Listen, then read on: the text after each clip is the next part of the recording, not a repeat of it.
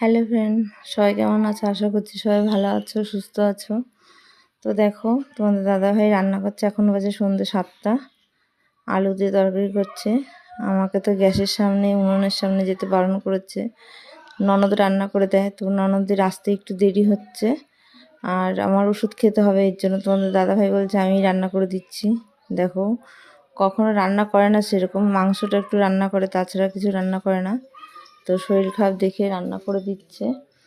তো পুরো যত্ন নিচ্ছে, জানো না কত যে কষ্ট করতে হচ্ছে ওকে।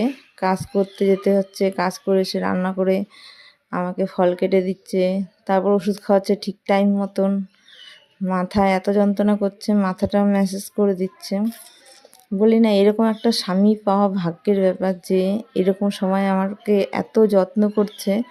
এমনিতে আমাকে ভীষণ ভালোবাসে, বলে না সব স্বামীরা ভালোবাসে, জানাই যায়, কিন্তু বিপদে পড়লে তখন বোঝা যায় যে কে কতটা ভালোবাসে। তো সত্যি কথাই, আমি এর আগেও যখন শরীর খারাপ হয়েছে তখনও আর এখনও আমার স্বামী যা করে আমার জন্য, আমি জানি না সবার স্বামী করে কি করে না, কিন্তু ভীষণ ভালোবাসে আর ভীষণ করে।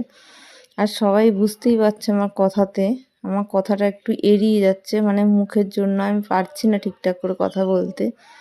আজকে 8 দিন হয়ে গেল, এখনও ঠিক হলো না, জানি না কি হবে, কখন ঠিক হবে। সবাই বলছে সাবধানে থাকতে। এই যে আমার সিটি স্ক্যানের রিপোর্ট এসছে, তো আমার দাদা ভীষণ টেনশন করছে, তো বলছে যে আমাকে রিপোর্টটা পাঠাও, আমি দেখে বলছি কি হয়েছে।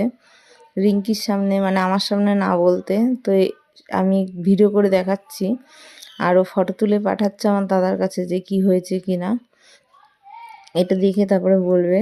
আমার হাজব্যান্ড তো ভীষণ টেনশানে রয়েছে এর জন্য। আর কিছু কিছু লোক এতে খুব খুশি হয়, জানো তো বন্ধু।